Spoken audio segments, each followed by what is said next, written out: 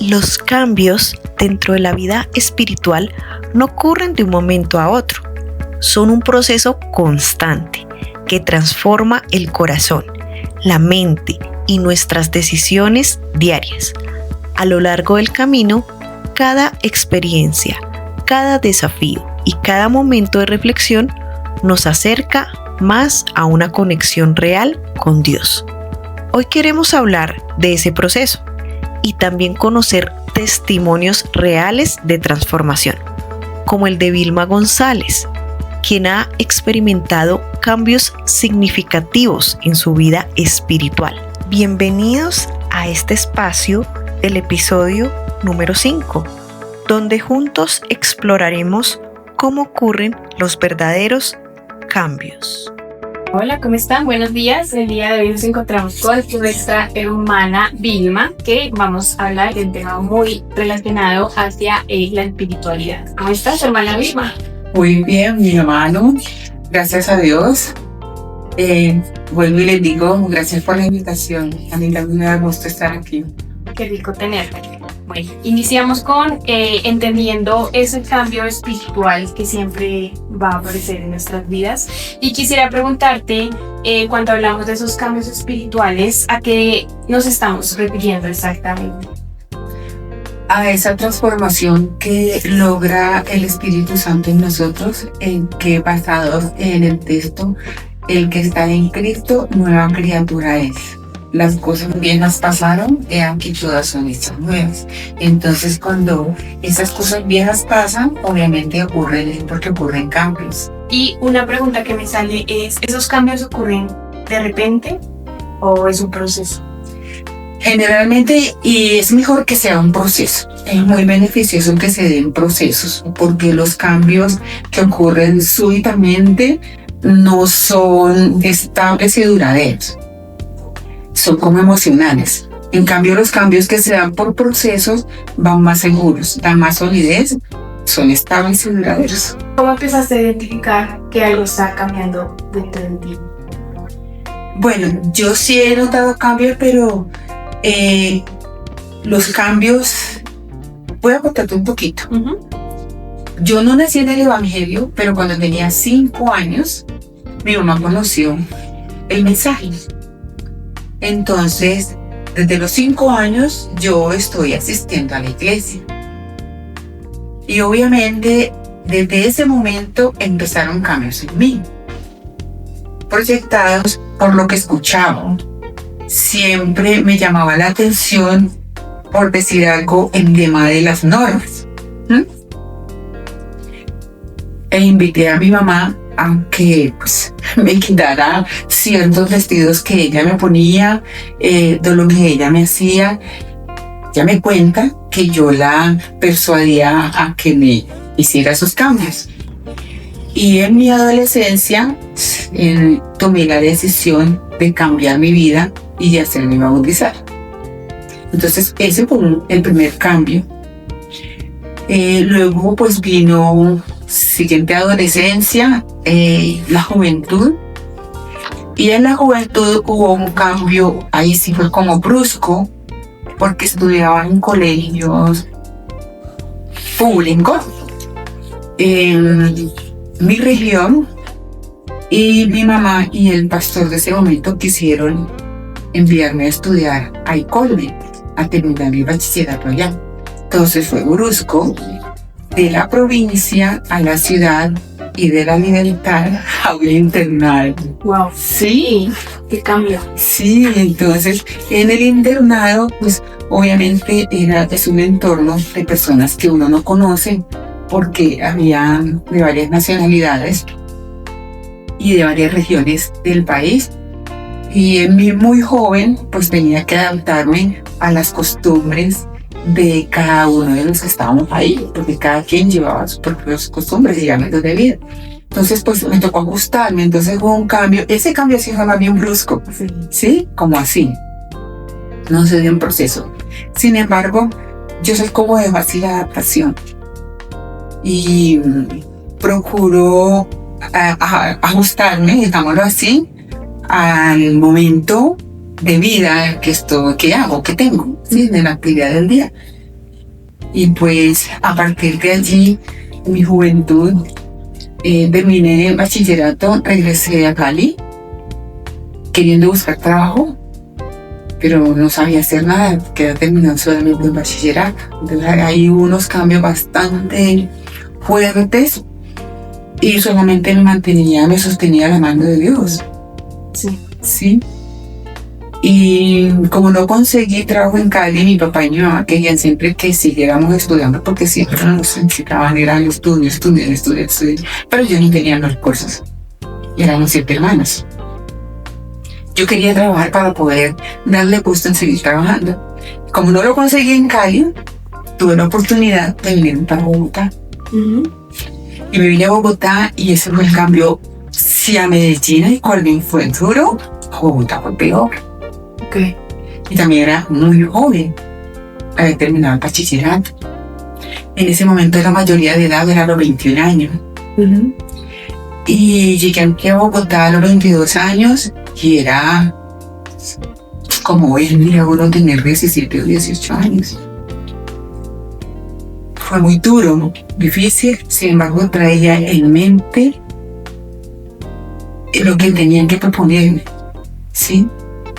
Y todo eso me ayudó a madurar mucho me ayudaron a madurar. Me volvieron una persona sólida en lo mental. Tenían que buscar lo financiero. Y por la gracia de Dios me mantuve en la iglesia hasta un momento en que hubo otro cambio. Y ese otro cambio fue cuando fui a una iglesia grande y estuve alrededor de 6 meses yendo y nadie me saludaba. Sábado por la mañana, por la tarde, quería incluirme con los jóvenes, pero nadie me invitaba. Ese momento también fue duro. Y llegó un domingo y se dio una invitación a los clubes de las ligas mayores. Y yo fui. Quería involucrarme, pero me sentí tan sola que no volví a la iglesia. No volví a la iglesia y esos fueron los momentos más duros. Sí. Porque en ese que no volví a la iglesia, conocí al que era mi esposo y mi esposa no es de la iglesia. Ok. ¿Sí? Sí. Fueron unos cambios que se dieron, no sé, pero fueron así, tampoco lo busqué, pero bueno. Y obviamente al casarme con una persona no creyente, pero él aceptaba mi creencia, pues yo también lo aceptaba a él, es su creencia. Sí. Siempre he sido muy respetuosa de eso. Y bueno, en tema de los hábitos, que también hubo cambios y fueron más que todo en fortalecer mi temperamento, mi carácter, porque el ambiente me lo pedía. Era un mecanismo de defensa, porque mujer, joven, sola, de provincia, es decir, tenía algunas cosas en desventaja, entonces tenía que sacar como las gatas, Sí. para poder sobrevivir. Y eso hizo muchos cambios en mí. Y creó la persona que eres. Y creo eso. Y hablando de esos cambios, ¿crees que es importante estar en la iglesia para tener esos cambios espirituales? ¿O tú personalmente los puedes obtener solito, individual? Mira, la iglesia ayuda muchísimo. De hecho, es una institución divina y por algo está. Sí. ¿Sí? Entonces, el estar en la iglesia ayuda a mantenerse mucho uno y a mantener los cambios de hábitos que son importantes. Sí. ¿Sí? De lo contrario, lo que uno no cambia en su parte espiritual, que lo sostiene, la sociedad lo cambia a uno. Y eso es lo que no se debe dejar hacer. Sí. Ok. Y hablando de esa crisis y ese dolor por el que estabas pasando en su momento, ¿crees que cuál es la manera en que Dios trabaja para que puedas crear ese cambio? siempre he pensado, de acuerdo a mi experiencia bíblica, que Dios tiene varias maneras de trabajar en uno. Ujú. Y yo lo he sentido. Lo llama uno como su clemente a través de su palabra. Ujú. Lo que uno estudia es su devocional, porque eso sí que yo siempre hacer mi devocional personal desde mi juventud. Mi mamá no tenía necesidad de decirme, se hizo devocional, no, yo tomé y adquirí ese hábito de alimentarme por mi propia cuenta. Pero también fui muy inquieta y nunca tragué entero. Sí. Entonces, al no tragar entero, la Biblia me respondía a las preguntas que yo tenía. Importante. Y al responderme, al sentir que la Biblia me respondía a las preguntas que yo tenía, hacía el ajuste del cambio. Y hablando de pronto, no sé si te ha pasado que has sentido ese retroceso a nivel de vas en un punto y sientes que estás en retroceso. ¿Cómo has podido superar esas etapas difíciles? Sí, hay momentos que si viene uno como que avanza, se estanca y de pronto retrocede. Sí. Pero, a ver, en ese punto, en los sermones que he escuchado y escucho los sábados, me llegan. Digo, uy, claro, no, estoy estancada y retrocedido. Y es como si el sermón me sirviera para despertar. Uh-huh. ¿Sí? Y lo que escucho, a veces los himnos. Me gusta cantar y pongo himnos en la casa o pongo otras predicaciones y eso me ayuda. También hay momentos en que sí he sentido desánimo, pero no desánimos de la iglesia y cosas de esas, sino un desánimo de no tengo ganas de orar. Ay, no me dan ganas, Dios mío, ayuda, porque yo no tengo ganas de orar. Sí. Y así, ese hablar, de expresar lo que siento, lo hago, me lleva a hacerlo. Uh-huh. Y de hacerlo, vuelvo y retomo. Eso es como tomar aire. Empezar de entonces. Sí, así toca siempre. Uh-huh. Y ¿cómo sabes si el proceso que estás viviendo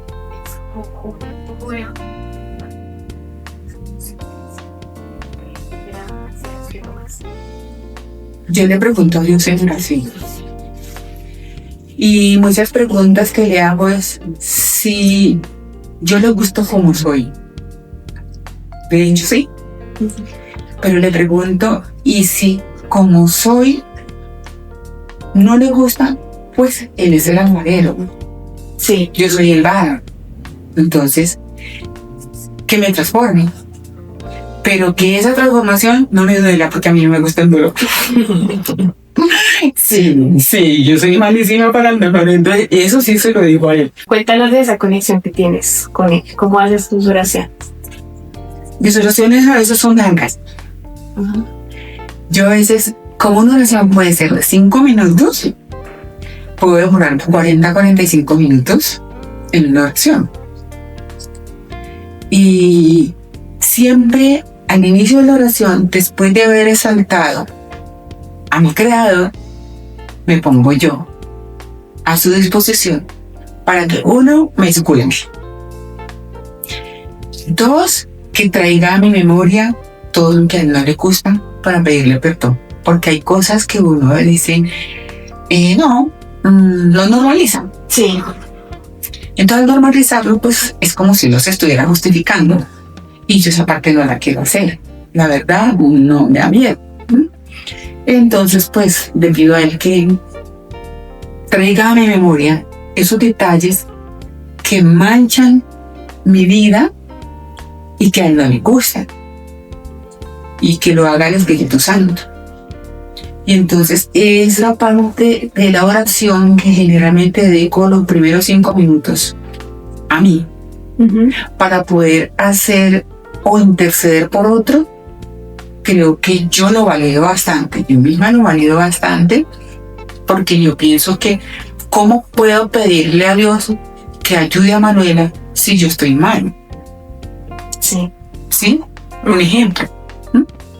Entonces, primero que me rescate y luego yo ayudo a rescatar a mi nuera, por ejemplo.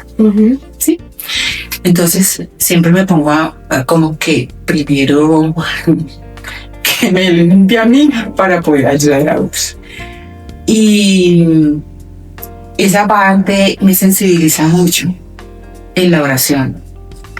Y ya luego pues empiezo a extender mi esposo, mis hijos y en la oración, y eso hace, ya luego como que hablo con él, y luego le pido también que me muestre en sus palabras lo que debo hacer para ese día, empezar mis actividades, así, entonces, sí, así más o menos mi vida emocional, y creo que el pido a Dios que me ayude a ajustar, y luego el texto o el capítulo de la Biblia, qué sé yo, la matutina que tenga o la lección que les haga, me va a ayudar muchísimo a hacer ajustes encontrar ese camino para como la ruta del día. Sí, los cambios, pues el cambio realmente de ser nueva criatura, pues por lo menos se manifieste. Sí, sí. Y que otros lo vean, porque a veces uno mismo no se ve. No se da cuenta. ¿Y para ti cuál sería ese enemigo que puede ser como esa piedra en el camino, en el crecimiento espiritual? Mira que siempre la naturaleza carnal está presente. Y somos humanos y yo soy muy consciente de eso. De que aunque tú quieras vivir pues siempre en armonía, procurando la armonía, hay algo que te va a llegar y te va a coger como de repente. Y cuando llega esa situación repentina, la reacción que uno tome es muy importante. Porque o se reacciona mal o te quedas pato. Y eso a mí me pasa. Recientemente tuve la experiencia y un testimonio chiquitico. Fui a la casa, yo compro mis productos de aseo de Home Center, me encantan, y cogía el carro, y ya venía de regreso, y hay que hacer una curva para entrar así. Yo tenía que pues, pedir espacio, y lo hice con la direccional, tratando de meterme un poquito a poco. Al hacer la curva de una glorieta, yo ya había invadido el carril, pero otro carro se me metió por aquí, pero yo venía como concentrada en invadir el carril, no en pensar que un carro se iba a meter por el medio, es decir, que eran 3 carros, el de este lado, el otro que venía por aquí tratando de tomar el paso, y yo. Entonces, yo no me di cuenta y me le llegué el espejo. Si hicieron esto los espejos, el mío quedó así y el del quedó así. Claro, el señor muy agresivo bajó el vidrio, yo también lo bajé. Dios mío, también le respondí agresivamente.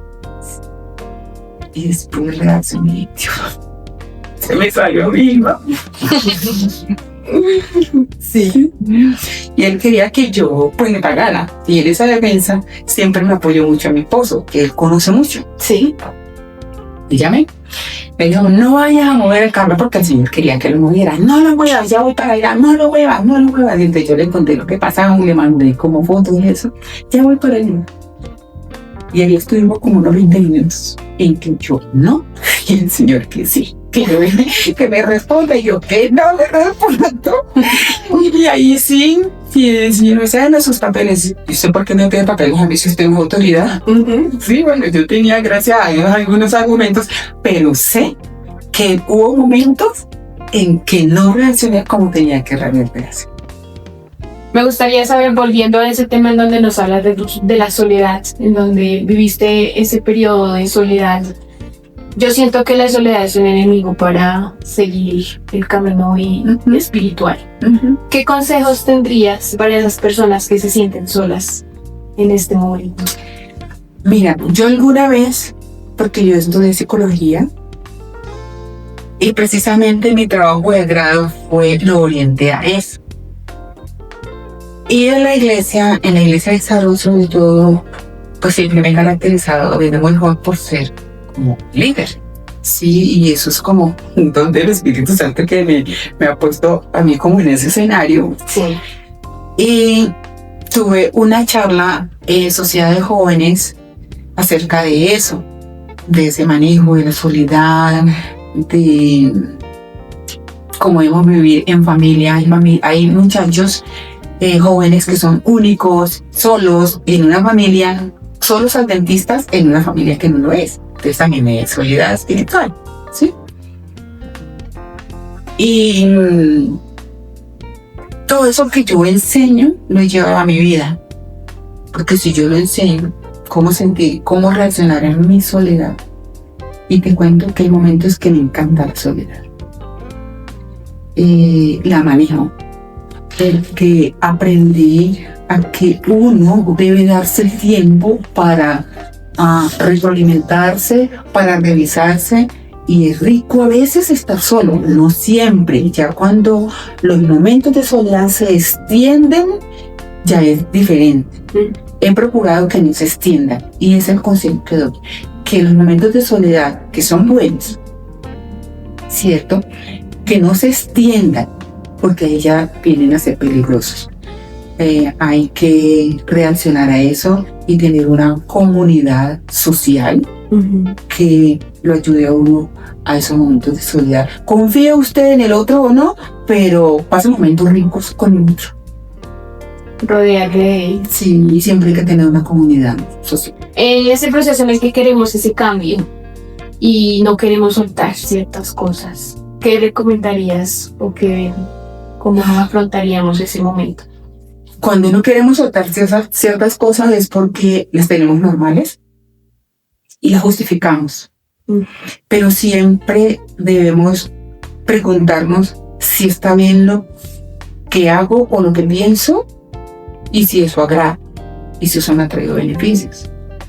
Entonces, como hacer esa reflexión, y creo que de pronto ser flexible a que lo que uno cree que está bien, revisar de pronto para poder hacer ajustes. Pues siempre doy como, pienso yo que sería un consejo de no ser como inflexible a ceder a algo que pues que nada que vaya en contra de tus principios puede suceder. Entonces hay que hacer la revisión. Puede ser, depende la situación, las circunstancias y lo que estén ofreciendo. Y hoy en día, que ya puedes ver todo el proceso que has tenido, todo el camino por el que has andado, y podríamos decir que tu camino espiritual está muy fortalecido. ¿Qué cambios ves en tu vida dentro de ti? Bueno, te cuento que una vez fui a una charla con mi esposo cuando éramos muy jóvenes. Teníamos estábamos antes de los 30 años. Y él me invitó una vez, pues, a una discoteca porque llegaron unos amigos. Sí. Y yo, bueno. Pero él sabía que yo no bailaba. Me sacó a bailar. Y le dije, ¿tú sabes qué? Bueno, él sacó los amigos. Y yo me quedé sentada. Pero en ese momento que yo estaba ahí sentada, era algo que sentía aquí, pero mira, era como entre pecho y espalda, que me revolvía todo. Ok.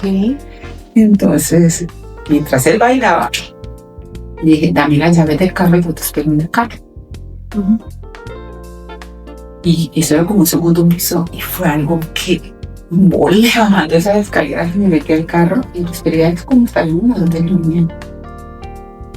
Y yo empecé, yo tengo que mantener mi postura, no puede ser que alguien me cambie. ¿Sí? Y tuvimos una charla en la casa y le dije, yo te amo mucho, pero amo más a Dios.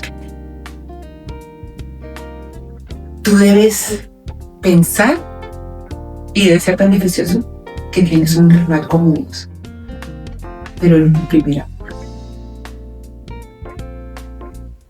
Y eso cuando yo reaccioné, yo fui capaz de decir eso a mi esposo. ¿Sí? Sí. carácter. Sí, sí. Y desde allí, él siempre, yo lo acompaño en todos los eventos sociales, pero él sabe que yo ni tomo ni baño. Si va a un matrimonio, a grados y cosas de esas que generalmente son, yo lo acompaño. Él no va solo, pero él ya sabe que yo no participo. Y entonces, pues, ni dejan que alguien me saque ni me ofrezca nada. Entonces, siempre me protege en ese sentido. Y eso me ayuda a mí a mantener el cambio. Sí. Sí, a mantenerlo y pues, ay, gracias a Dios por eso. Sí. ¿Y crees que ese cambio espiritual interno se refleja en el exterior? Pues me lo has dicho. A veces en la calle o cuando trabajaba, porque Isabel, pues ya me pensioné. Y en el trabajo me decían mucho con mi manera, siempre manejé talento humano por mi profesión. Y entonces tenía como esa manera de llegarle a los tipos de personas, digámoslo así, a los tipos de compañeros, que habían unos más vagos que otros. Sí, y entonces todo eso sabían cómo llegarle y al final me decían, ay, Pimenca, gracias, tú eres cristiana. Le dije, ¿por qué? Ay, no, porque es que tú hablas diferente. Mira, yo tuve esa persona allá y me comparaban. Sí. Sí, entonces yo ya, bueno, gracias a Dios. Sí. La gente es la que lo ve, que a veces yo misma no lo veo. De acuerdo. ¿Y crees que se puede volver a empezar? Digamos, se perdió el camino espiritual. ¿En cualquier momento crees que podemos retomar nuevamente? Total. Mira la historia del hijo pródigo. El hijo pródigo llegó un momento en que había perdido el camino de retorno. Sí. Sí, pero tuvo oportunidades, que Dios no tiene oportunidades. Y nosotros no, como seres humanos, no somos nadie para bloquear a alguien en su retorno a esa vida espiritual. No lo hace Dios, pues siempre hay oportunidad porque Dios no da. Y muchas. ¿Cuál ha sido ese cambio más grande que has experimentado en tu vida? Bueno, yo tengo 3 hijos y cada uno de ellos son diferentes. Y yo me adapto al comportamiento y al carácter de cada uno. ¿Sí? Entonces yo soy como flexible y me muevo en esos cambios. Y mi esposo es de temperamento fuerte. También me adapto. Así que yo soy flexible, pues me adapto a esos escenarios. Respondan, no sé si eso responde a la pregunta que me estás haciendo, ¿sí? Y eso me ayuda mucho a mí misma, porque ahora entiendo fácilmente un niño, fácilmente un joven, entiendo una anciana, entiendo una mujer, entiendo la soledad, en fin. Y esos, por ejemplo, ayer que contaban los testimonios, el testimonio tuyo, pues mi hija lo vivió, porque mi hija sufrió depresión cuando dejó de asistir a la iglesia. Mi hija cayó en depresión hasta intentar el suicidio. Sí, y ella me decía, mamá, es que yo puedo un vacío enorme, tú nunca has tenido esto. Pues uno que nunca lo ha tenido no sabe qué es eso. Pero trata de entender a la persona que lo ha sufrido. Y es muy duro. Yo no lo viví, pero lo vi con ella. Y por último me gustaría que nos ayudaras a completar una frase. Y es, el verdadero cambio espiritual comienza cuando, y ahí me ayudas a completar. Cuando creas firmemente una dependencia de Dios. 100% está bien. Sí. Aunque uno lucha, siempre la va a tener. Tú quieres ir, entonces, pero siempre es procurar no soltarse la mano. Él no nos suelta, nosotros somos los que nos soltamos, pero siempre.